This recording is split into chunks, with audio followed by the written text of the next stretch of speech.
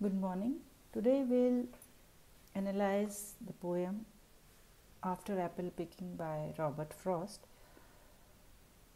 We'll start with the first lines. My long two-pointed ladders sticking through a tree toward heaven still. So here we see in the opening lines there's a combination of the title and which establishes the setting of the poem, which is an apple orchard.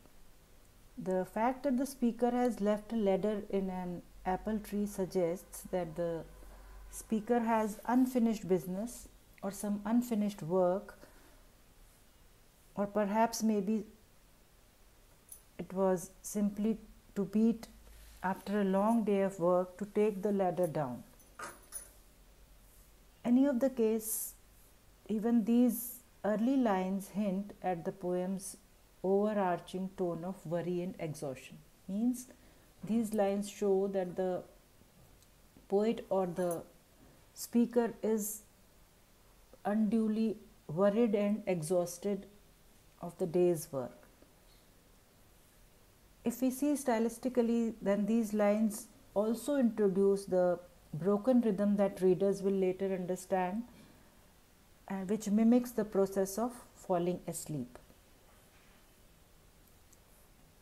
With seemingly random thoughts and images floating through the speaker's mind. Yet, even as the poem feels quite conversational and unpredictable, a pattern of alliteration adds to the poem's sense of fluency, tying various words together despite the poem's unstructured feel. So, there seems to be a simple question,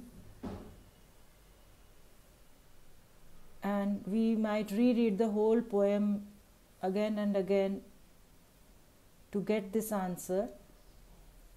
So, the first couple of lines seem to suggest that the speaker is still picking apples, which is strange when you consider that the title says after apple picking, means that the apples have already been picked, but the first line suggests that the speaker is still picking the apples.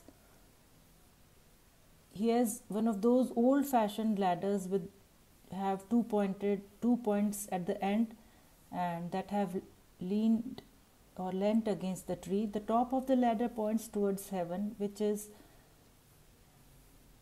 somewhat strange detail for him to mention. Therefore, it immediately gives the poem religious overtones, which it may suggest that it's Jacob's ladder, which is a biblical story in which Jacob dreams of a ladder up to heaven that angels climb, and God stands at the top of the ladder and tells Jacob that he and his descendants will be blessed. So these two lines set the scene for the poem. And there's a barrel that I didn't fill beside it, and there may be 2 or 3 apples I didn't pick upon some bough, but I am done with apple picking now. So it also shows that there's a barrel next to the speaker that hasn't been filled till now. Clearly, it seems that the speaker has been filling barrels with apples all day, and now he feels this obligation to fill that last barrel. Means he feels exhausted. He doesn't want to do or continue his work. The barrel stands next to the ladder, which is propped against a tree, and the poet is trying to paint a little picture of what apple picking looks like. In addition to the empty barrel, there are ripe apples still hanging on the tree, which he has to pick and fill the last barrel. But the speaker doesn't want to pick these apples, even though he knows he could go that extra mile and get every last apple, but he has decided to stop picking for the day. He says that I am done with it, which means that I am going to stop and I am getting sick of this. Essence of winter sleep is on the night, the scent of apples I am drowsing off. These lines seem to be quite important as they might cause us to re-evaluate where the poem is set. It is night time and the speaker is very tired. He compares his approaching sleep to an essence or smell that wafts through the winter night. Not surprisingly, this essence smells like apples. At this point, he has two options. Either he falls asleep on his ladder in the orchard as the night falls, or he goes to his bed just thinking about being out in the orchard. So he is keeping these two options throughout the poem.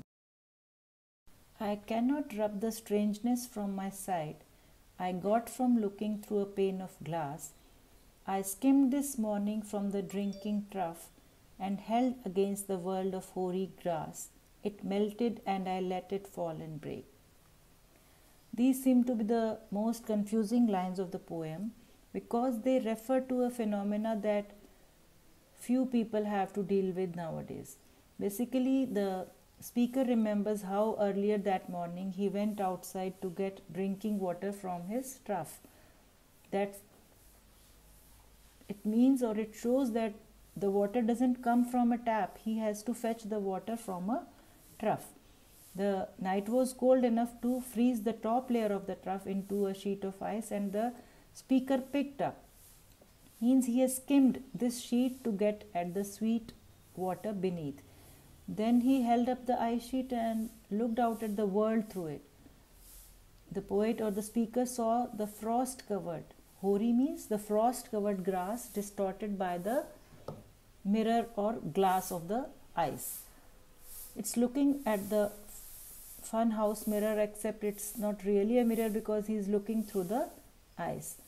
Then the ice started to melt, probably from the warmth of his hand, and he felt it and he let it fall and break against the ground.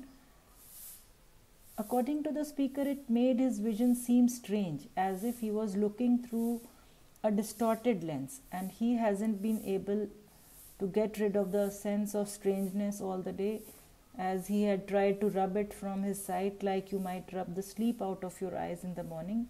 But it hasn't worked. The whole world continues to look odd.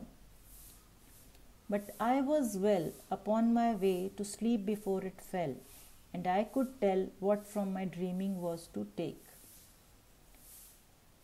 The speaker says that he was upon his way to sleep, or he was almost there to sleep before the ice dropped, which doesn't make any sense unless you consider that he is already starting to dream about the memory. In real life, he dropped the ice, but in his thoughts before sleep, he cut away from the image before the ice could fall. Here we can think that it is more likely that the speaker is in bed after a long hard day than that he is still up on the ladder, which is good because it would be kind of dangerous to fall asleep on a ladder. He guesses what he will dream about when he falls completely asleep.